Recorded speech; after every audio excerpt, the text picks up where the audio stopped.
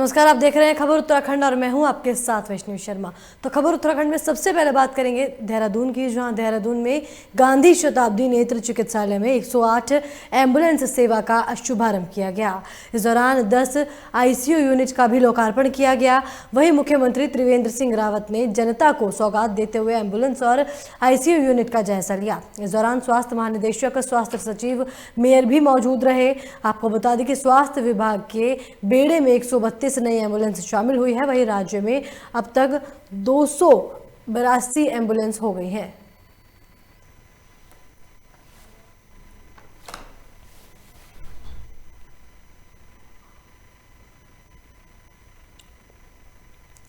पूर्व मुख्यमंत्री हरीश रावत के सितारगंज पहुंचने पर दर्जनों कांग्रेसकर्ताओं ने पूर्व विधायक नारायण पाल के नेतृत्व में आरके ढाबा पर फूल माला पहनाकर जोरदार स्वागत किया।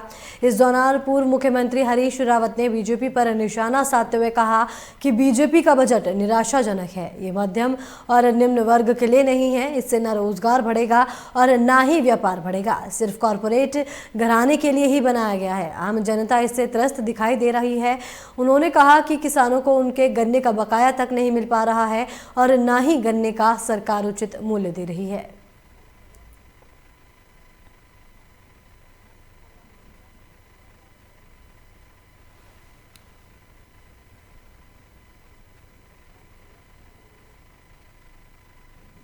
केंद्र सरकार के बजट पेश करने के बाद नेता प्रतिपक्ष इंदिरा हृदयेश ने कहा कि इस बजट से जनता को काफी उम्मीदें थी, लेकिन केंद्र सरकार ने निराशाजनक बजट पेश किया है, जिससे सभी लोग निराश दिखाई दे रहे हैं। वहीं इस बजट में केवल उन्हीं को लोभ पहुंचाया गया है जहां पर आगामी विधानसभा चुनाव होने वाले हैं। साथ ही कहा कि जिस प्रकार से कोरोना काल में लोगों को परेशानी हुई थी, लोगों को उम्मीद थी कि केंद्र सरकार का बजट जनता के हितों में होगा, लेकिन पूर्ण रूप से निराशाजनक बजट पेश किया गया है। इतना ही नहीं, इंदिरा हृदयेश ने कहा कि राज्य सरकार भी उत्तराखंड का बजट केंद्र सरकार के आधार पर ही पेश करेगी और वे भी निराशाजनक होगा। बहुत निराशाजनक बजट है। मध्यम वर्गीय व्यक्ति के लिए महंगाई बढ़ी है, उन्हें कोई राहत नहीं मिली। और जो सरकारी कर्मचारी हैं, सालों से ही उम्मीद कर रहे थे इनकम टैक्स में उन्हें रिलीफ मिले, पर कोई रिलीफ उन्हें नहीं दी गई है। केवल एक सेंटेंस कहा गया, 75 साल से ऊपर के लोगों का इनकम टैक्स रिटर्न नहीं भरा जाएगा, उन्हें ही राहत मिलेगी। तो जो सरकारी नौकरी में लंबे समय से थे और बीच बीच में आय और भत्ते के कारण तनख्वाह बढ़ जाती है, उन्हें किसी प्रकार की राहत नहीं दी गई। सभी में सेस लगा दिया गया। एग्रीकल्चर में सेस लगाया गया तो दाल, चना, मटर सब महंगा हो गया। इसके पेट्रोल डीजल में सेस लगाया गया तो उनके दाम बढ़ गए, पेट्रोल के और डीजल के दाम बढ़ गए। महंगाई को कम करने की बजाय महंगाई और बढ़ जाएगी। बहुत मंगलौर की गुड़ मंडी में किसान संगठनों ने कल किसान महापंचायत का आयोजन किया है। दरअसल कृषि बिल को लेकर दिल्ली में 2 महीने से चल रहे किसान आंदोलन को लेकर मंगलौर में किसान संगठनों ने महापंचायत करने का फैसला लिया है, जिसमें भारतीय किसान यूनियन के राष्ट्रीय अध्यक्ष नरेश टिकैत भी शामिल होंगे। वहीं किसान महापंचायत को देखते हुए पुलिस ने भी कमर कस ली है और महापंचायत के दौरान कोई अप्रिय घटना ना हो, इसको लेकर मंगलौर पुलिस अपनी तैयारी कर चुकी है। वहीं एसपी देहात परमेंद्र डोभाल ने बताया कि किसान नेताओं ने लगातार बात चल रही है और साथ ही किसानों की सुरक्षा और कोई घटना ना हो, उसके लिए प्रशासन भी तैयार नजर आ रहा है। हमारे इन सभी जितने भी किसान नेता हैं, इनसे सभी से हमारी बात हुई है, प्रतिनिधियों से, और कल इनके द्वारा एक आह्वान किया गया है एक यहाँ पर महापंचायत का, तो उसकी सुरक्षा से मद्देनज़र जो भी इंतजामात होंगे वो हमारे द्वारा किए जाएंगे और सभी वहाँ पर शांतिपूर्वक ये महापंचायत संपन्न हो, इसका हम लोग प्रयास करेंगे। हमारे इन दिल्ली में डटे किसान आंदोलन के समर्थन में लगातार प्रदर्शन किया जा रहा है। वहीं अब यूपी के बाद उत्तराखंड में भी महापंचायतों का दौर शुरू हुआ है। महापंचायत को सफल बनाने के लिए डोईवाला में किसानों ने मीटिंग की है, जिसमें हरिद्वार जिले के मंगलौर में होने वाली महापंचायत को सफल बनाने के लिए किसानों ने रणनीति बनाई है। इस दौरान आपको बता दें कि किसान केंद्र और उत्तर प्रदेश सरकार पर जमकर बरसे, साथ ही कृषि कानून की वापसी की मांग की गई। इतना ही नहीं, आपको बता दें कि महापंचायत में किसानों से बढ़ चढ़कर हिस्सा लेने की भी अपील की गई।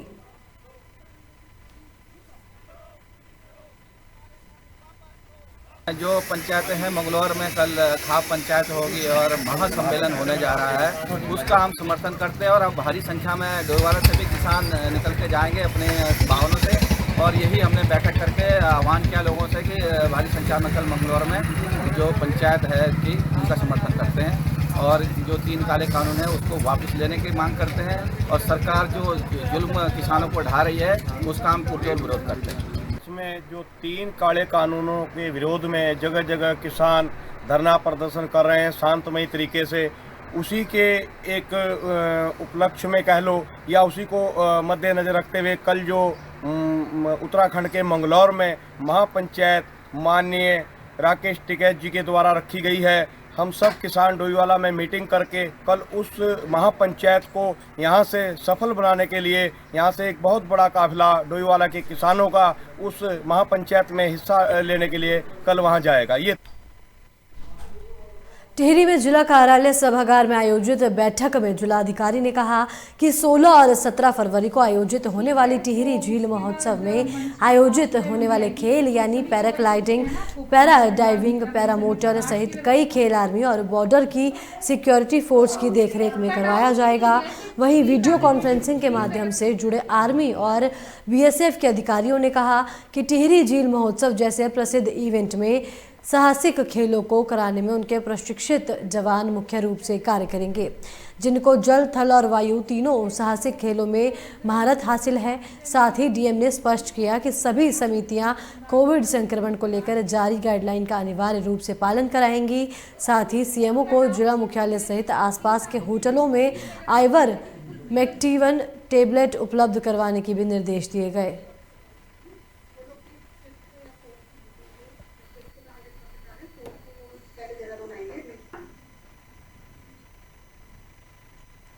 डोईवाला के भानियावाला में नारी शक्ति स्वरूपा संगठन के प्रदेश अध्यक्ष गीता मौर्य की अध्यक्षता में बैठक का आयोजन किया गया, जहां बैठक में महिलाओं को आत्मनिर्भर बनाने के साथ महिला समूह में महिलाओं को जोड़कर रोजगार उपलब्ध कराने के लिए जागरूक किया गया। साथ ही महिलाओं के समूह के जरिए तैयार किए गए उत्पादों को बाजार में उपलब्ध कराना लक्ष्य रखा गया। साथ ही आपको बता दें कि महिला समूह से जुड़ी विकास नगर, ऋषिकेश, देहरादून, रुड़की और डोईवाला के सदस्यों ने भाग लिया।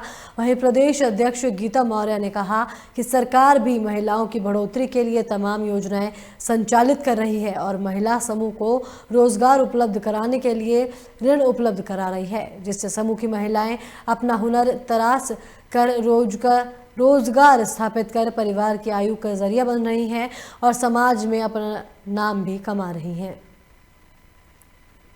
नमस्कार, मेरा नाम कोमल है और जो हमारा ये नारी शक्ति स्वरूपा महिला प्रदेश संगठन बना है, ये केवल महिलाओं के हित में मतलब उनकी क्या क्या ज़रूरतें हैं और वो कैसे उनकी मतलब रोज़गार से जोड़ना उनको और उनको मतलब एक उनके हित में काम करने के लिए ये संगठन हमने बनाया है।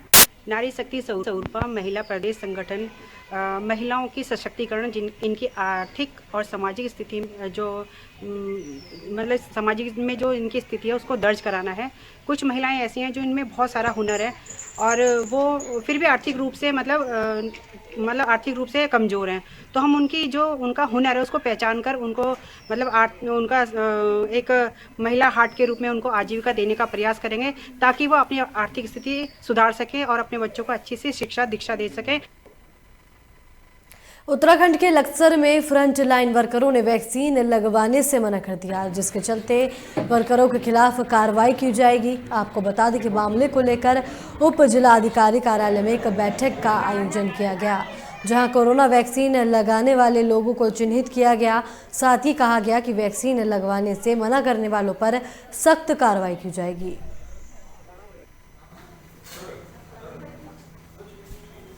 सीएमओ साहब के निर्देशन में अभी एक टास्क फोर्स की मीटिंग थी, ईश्वर साहब, अजनब सर और हम लोग अभी सब डिपार्टमेंट के अधिकारी थे। तो ये एक स्ट्रेटेजी बनाई गई कि 100% टीकाकरण कैसे किया जाएगा।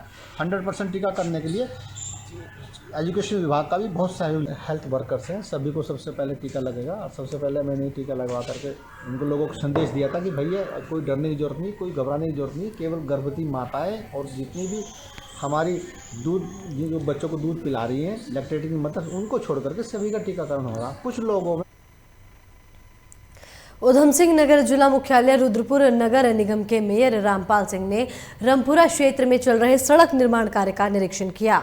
इस दौरान मेयर रामपाल सिंह को सड़क निर्माण कार्यों में कई खामियां भी नजर आई, जिसमें गुणवत्ता के साथ सड़क निर्माण कार्य में लगाई जाने वाली सामग्री कम पाई गई, जिसको लेकर मेयर रामपाल सिंह का पारा चढ़ गया और उन्होंने नगर निगम के कर्मचारी मनोज कुमार गेतोड़ी को जमकर फटकार लगाई। साथ ही निर्माण कार्य में किसी भी लापरवाही से बरतने को लेकर नगर निगम कर्मचारी को निर्देश भी दिए गए। साथ ही लापरवाही बरतने पर सख्त से सख्त कार्रवाई करने की बात कही। वहीं रामपुरा की इस सड़क को दोबारा से बनाने के भी आदेश दिए गए हैं।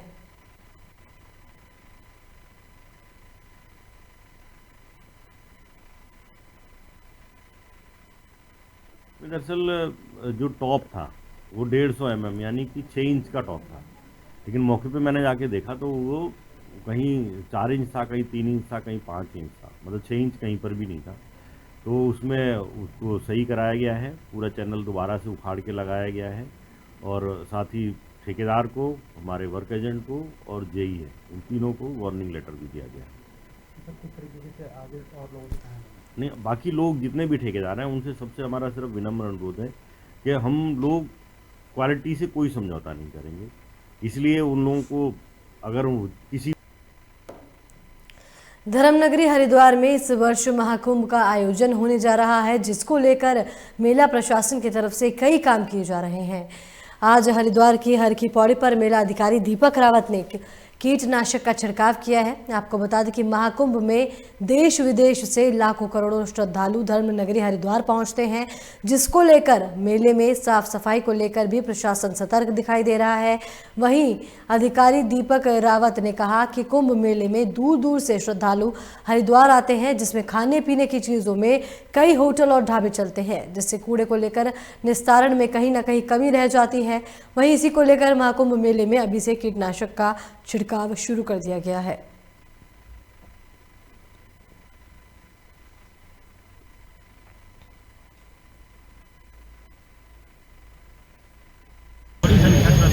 सफाई के लिए जो हमारे टेंडर्स हुए हैं, मैं हरिद्वार नगर निगम की बात कर रहा हूँ, इसमें 4 सेक्टर्स में हमने हरिद्वार नगर निगम को बांटा है।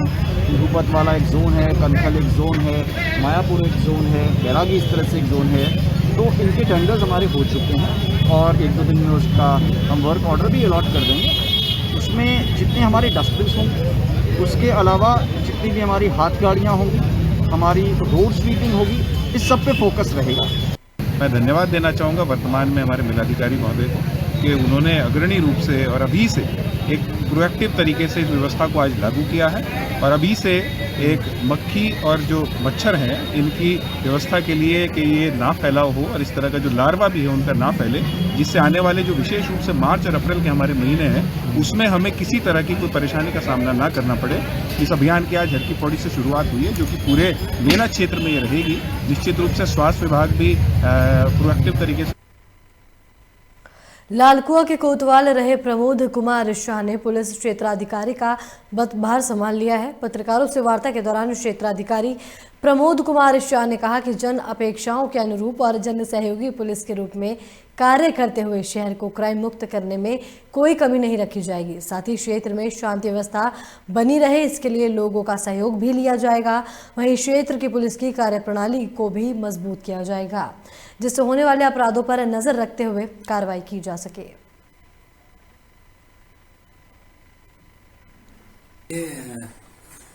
जैसा कि आप जानते हैं कि इस वक्त उत्तराखंड पुलिस की जो शीर्ष प्राथमिकता है वो है जन अपेक्षा के अनुरूप जन सहयोग से पुलिसिंग। यानी इस क्षेत्र की जो प्राथमिकताएं समय के साथ बदली हैं, मुख्य रूप से व्यवसाय, यातायात और इन सब कामों को जनता के सहयोग से किस तरीके से प्रभावी रूप से इसमें नियंत्रण पाया जाए और पुलिस एक सच्चे रूप से सहयोगी की भूमिका में कैसे स्थापित हो, इन सब में ही काम करने की पहली प्राथमिकता है।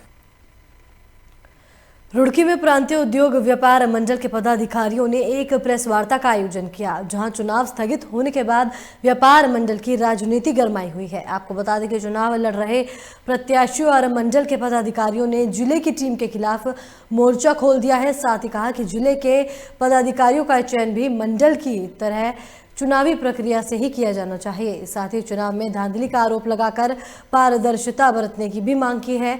बताया जा रहा है कि इस दौरान उन्होंने जिलाध्यक्ष के इस्तीफे की मांग भी की है। ये व्यापार मंडल की तरफ से जो पदाधिकारी थे उनके खिलाफ प्रेस वार्ता थी और ये इस विषय में थी कि जो जाली वोटें बनाई गई। भाई एक व्यापारी को विपक्ष होके इलेक्शन क्यों नहीं लड़ने दिया जा रहा? क्यों अपना घर बैठे हुए कि उसको जो वो जीत जाएगा वो हार जाएगा ये प्लान बनाए? सीधा इसको इलेक्शन को कराया जाए। हमारा ये आगे भी अधिकारियों से, चाहे सौरभ भूषण जी हों या जिले के अलग अधिकारी हों, उनसे यही मानना है कि विपक्ष इलेक्शन कराया जाए। जो जीतेगा हारेगा वो उसकी किस्मत पे डिपेंड करेगा। जब से हमारे पास लिस्ट आई है तब से जब हमने देखा लिस्ट की पूरी एक एक वोट हमने जैसे निकाल ली तो उसमें बहुत सारी फर्जी वोटें पाई गई। हमारे सिविल लाइन बाजार में मेन जो पोस्ट ऑफिस है वहाँ पर भी हमने 2-2 पर्ची देखी, हर दुकान के पास 2-2 पर्ची, जबकि एक हमने पर्ची सामूहिक काटी थी। ये 1 साल पहले की बात है। और ये जो दोबारा पर्ची कटी, ये कटी है 23 और 24 तारीख में, क्योंकि ये जो पर्ची इन्होंने दी है किसी को, ये हम नहीं कह रहे किसको दी है, मगर ये गलत करा है इन्होंने।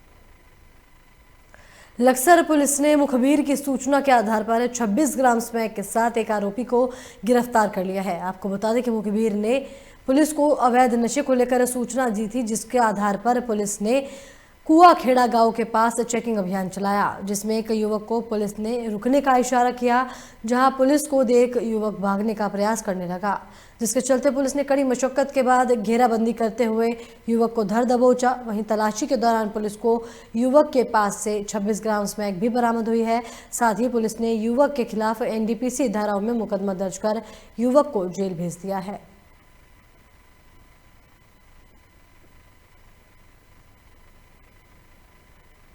SSP महोदय के निर्देशानुसार जो है स्मैक और नशीली वस्तुओं के विरुद्ध लक्सर पुलिस द्वारा अभियान चलाया गया था, जिसी के अंतर्गत पिछले बार भी लगभग 25 मामले आबकारी के हमारे द्वारा पकड़े गए थे। कल मुखबिर द्वारा सूचना दी गई थी कि लक्सर से गढ़ी संगीपुर की तरफ को एक अभियुक्त स्मैक लेके आ रहा है। इस पे हमारी पुलिस पार्टी द्वारा कुआखेड़ा में जो चेकिंग की गई, चेकिंग के दौरान एक 68 पुत्र फैयाज से लगभग 26 ग्राम लगभग अवैध स्मैक बरामद की गई है, जिसको NDPS एक्ट के तहत मुकदमा। उत्तराखंड के लक्सर में पुलिस को बड़ी सफलता हासिल हुई है। आपको बता दें कि पुलिस ने एक दिन पहले हुई हत्या का खुलासा करते हुए आरोपी पति को गिरफ्तार कर लिया है। दरअसल पत्नी के अवैध संबंध के चलते आरोपी ने पत्नी को मौत के घाट उतार दिया और हत्या कर मौके से फरार हो गया, जिसके बाद पुलिस ने लगातार चेकिंग अभियान चलाकर आरोपी को जंगल से गिरफ्तार कर लिया है। साथ ही आरोपी के पास से पुलिस ने हत्या में इस्तेमाल होने वाले हथियारों को भी बरामद किया है, जिसके बाद फिलहाल पुलिस ने आरोपी पर संबंधित धाराओं में मुकदमा दर्ज कर उसे जेल भेज दिया है। कल सुबह गांव शिवगढ़ है, वहाँ से सूचना आई थी कि एक महिला की हत्या कर दी गई है और इस सूचना पर थाना प्रभारी, मैं खुद और पूरी टीम जो है मौके पर पहुँची थी और मौके पर पहुंचकर जो घटनास्थल से जो भी हमें बरामदा माल हुआ, जो आला कत्ल वगैरह बरामद हुआ और आसपास से बात करने से पता चला कि इसके पति ने जो है महिला की हत्या कर दी है और ये मौके से फरार हो गया। तो इसके लिए विशेष टीम हमने बनाई थी गिरफ्तारी के लिए और कुछ ही घंटों में इस टीम ने इसको गिरफ्तार कर लिया। सर हत्या की वजह जो अभियुक्त है उसको पत्नी के अवैध संबंध होने का शक। लक्सर में पत्नी को धारदार हथियार से मारने का मामला सामने आया है। मामला पथरी थाना क्षेत्र के शिवगढ़ गांव का है। बताया जा रहा है कि एक युवक ने अपनी पत्नी को धारदार हथियार से गला रेतकर मौत के घाट उतार दिया। वहीं ममता की शादी 12 साल पहले शिवगढ़ गांव में जगपाल से हुई थी। महिला का पति आए दिन शराब के नशे में मारपीट करता रहता था। वहीं सुबह के समय शराब के नशे में पति जगपाल ने अपनी पत्नी की धारदार हथियार से हत्या कर दी। घटना के बाद मौके से मृतक महिला का पति मौके से फरार हो गया। वहीं सूचना पाकर पहुंची पुलिस ने शव को कब्जे में लेकर पोस्टमार्टम के लिए भेज दिया है। साथ ही पुलिस गहनता से जांच कर रही है। पत्नी के विवाद में बताया जा रहा है और पति ने इसकी हत्या करी है और इसमें प्राथमिकी दर्ज कर कार्रवाई की जा रही है। पंचायतनामा संबंधी अभी जो कार्रवाई हुई है इसके बाद ही बता